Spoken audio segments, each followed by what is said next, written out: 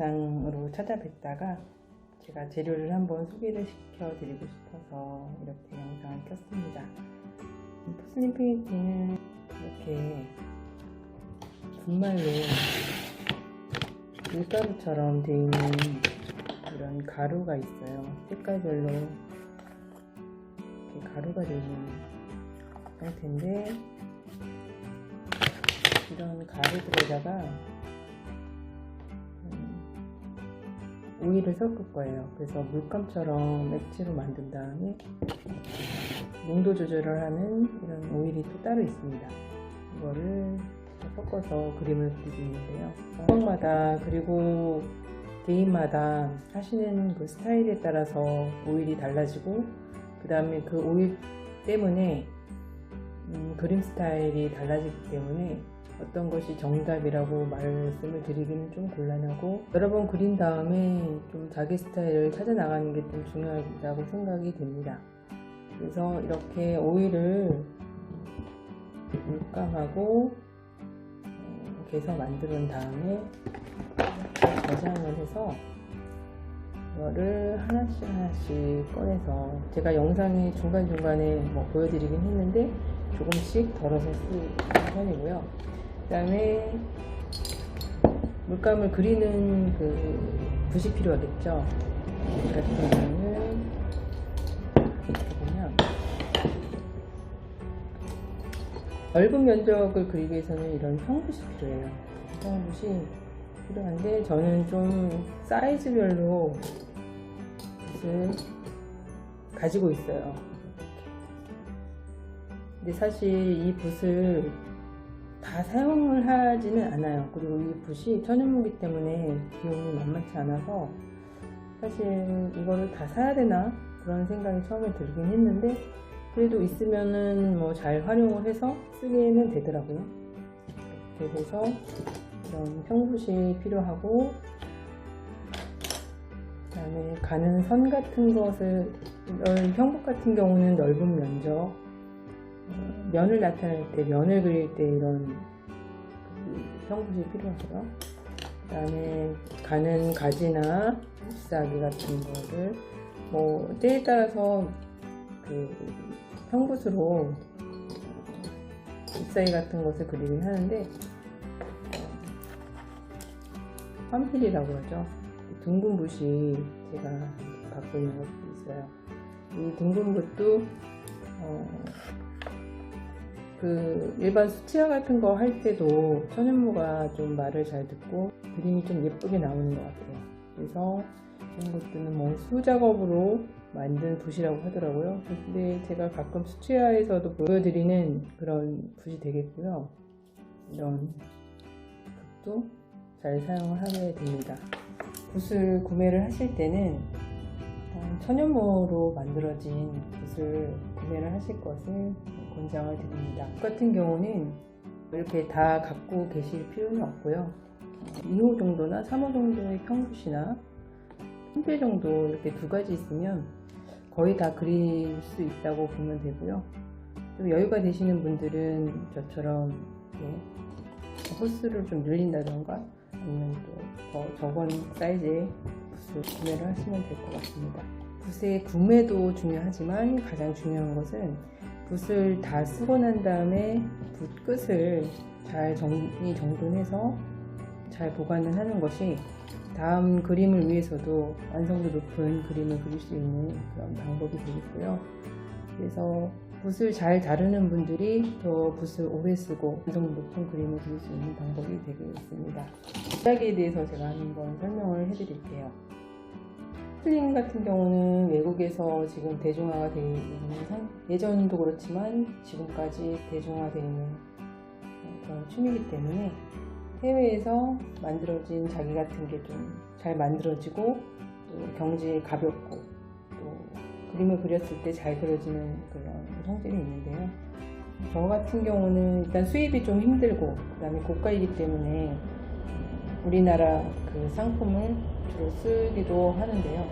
일단 다이소 같은 데서도 저렴한 접시나 커피잔을 구매를 해서 연습을 하기도 하고, 퀄리티가 잘 나왔을 때는 실사용으로도 다이소 제품을 사용을 하기도 하고, 편하게 그림을 연습을 할 수 있으니까 일단은 뭐 저렴한 다이소 같은 데서 하얀 접시 같은 것을 사서 연습을 하셔도 될 것 같습니다. 우리나라에서 생산된 그런 한국 도자기나 횡단자기 이런 데서 생산된 자기에다가 그림을 그리는 경우가 있는데, 제가 이제 소개를 시켜드리면 이거는 횡단자기에서 만든 거예요. 테두리가 이미 되어져 있는 그런 자기인데, 도자기인데, 여기다가 일단 그림을 그리고 한번 소성을 했어요. 포슬린 페인팅 같은 경우는 안전성 문제가 또 제기가 되기 때문에 안전성이 좀 걱정되시는 분들은 가운데에 그림을 그리지 않고 외곽 부분에 그림을 그려서 좀 분위기를 좀 바꿔보는 것도 괜찮을 거라고 생각이 듭니다. 그래서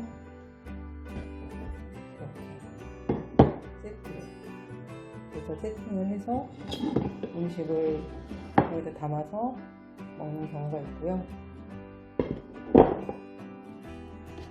그래서 도자기 같은 경우는 우리나라에서 생산된 도자기도 괜찮다.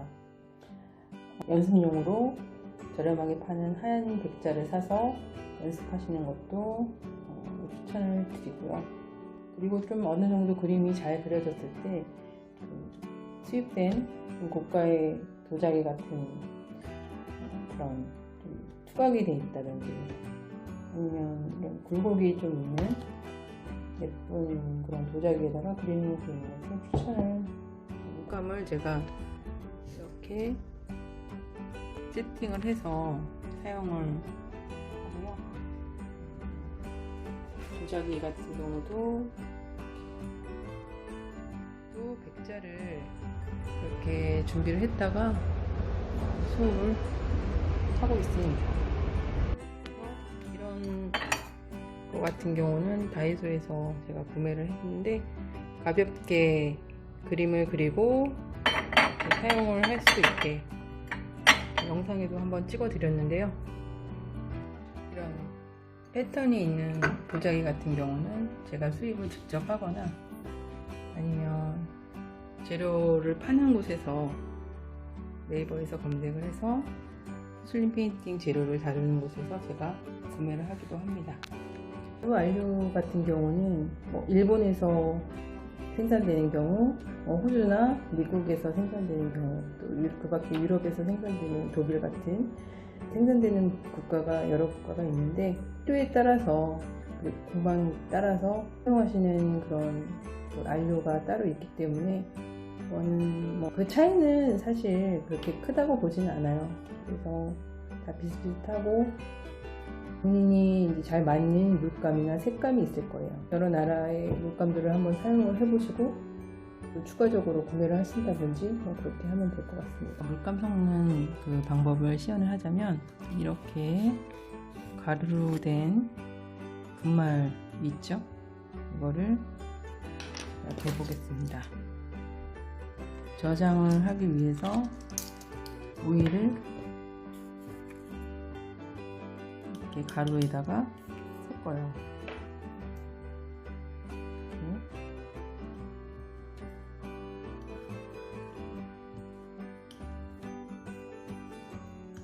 아직은 그림 그리는 단계가 아니라 그림을 그리기 위해서 물감을 저장을 하기 위해서 이렇게 약간 떡처럼 만드는 거예요.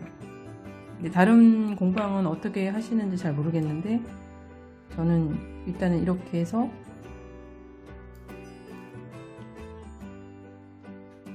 약간 이 나이프에서 물감이 떨어질 정도까지 농도를 맞춰서, 이게 좀 약간 묽은 느낌이 있거든요. 그래서 제가 지금 가루를 더 섞을 거예요. 섞어서 약간 뻑뻑한 정도의 떡처럼, 이게 거의 완벽하게 섞였을 때는 이게 나이프에서 잘 떨어집니다. 그래서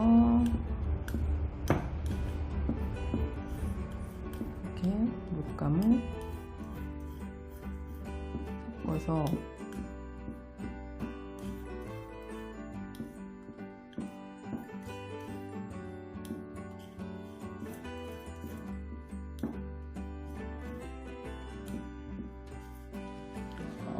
제가 여유가 있는 통에 이렇게 물감을 제가 많이 만들어 놨어요. 사전에. 이거는 만들어서 미리 보관을 하는 건데 색깔별로 구분을 해서 보관을 하시면 좋겠죠. 이렇게 해놓고 레드 계열, 핑크 계열, 블루 계열, 그다음에 그린 계열이죠. 그 다음에 다 섞은 다음에 이렇게 저장을 해놓고 좀 추가로 색깔을 구입을 해서 저장을 해야 될 경우가 있잖아요. 그런 경우에는 지금 이렇게 개놓은 것을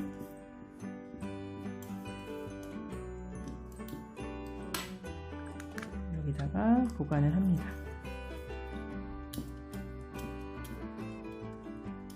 이렇게 보관을 해서 이게 너무 묽게 지금 개어지면 여름이나 이럴 때는 이게 흘러내릴 수가 있어요. 거의 이걸 기울여서 놓거나 그렇진 않는데 물기가 생기면서 이렇게 흘러내릴 수가 있거든요.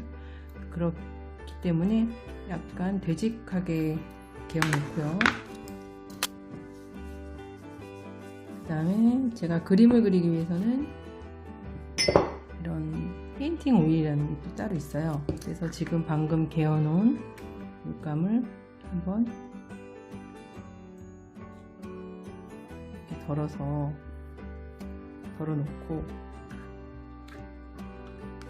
그 다음에 페인팅을 위해서 붓으로 그림을 그리기 위해서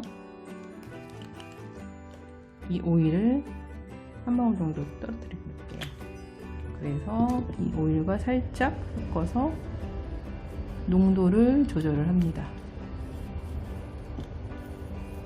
이렇게 해서 물감을 만들어놔요.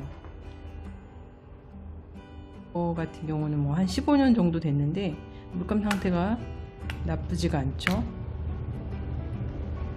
이렇게 해서 보관을 해놓고 쓸 때는, 그림을 그릴 때는 페인팅 오일이라는 것을 섞어서 물감을 만들어서 이런 상태로 그림을 그립니다. 그래서 농도를 조절해서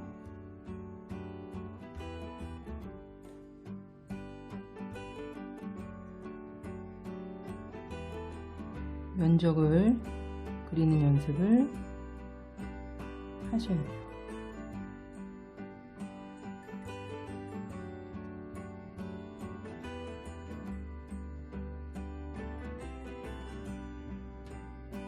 그라데이션,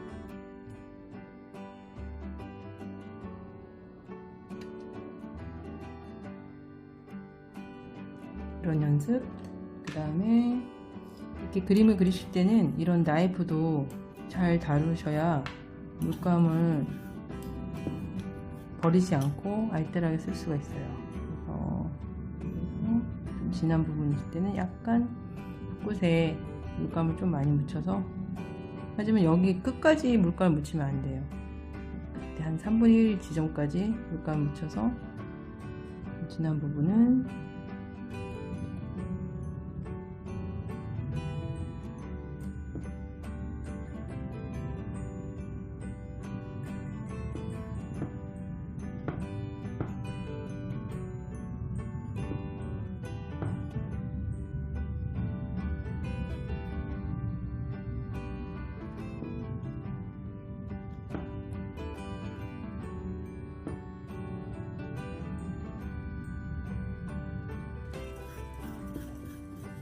다시 물감을 조금 더 섞을게요.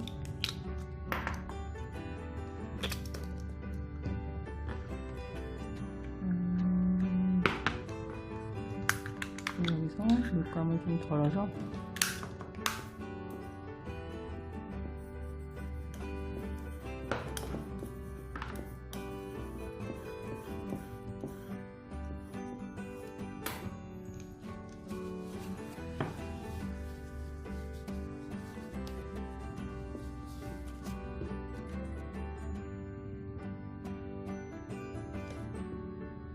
넓은 면적,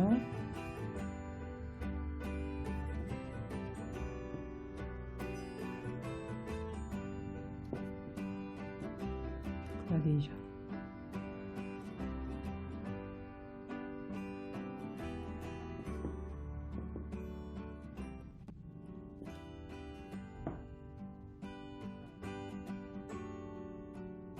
그래서 그라데이션 만들 수 있고요. 그 다음에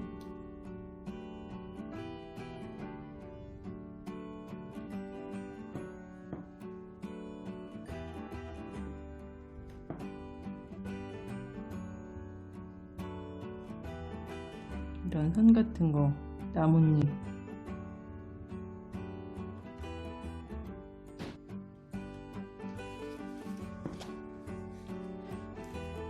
또 장미를 한번 하자면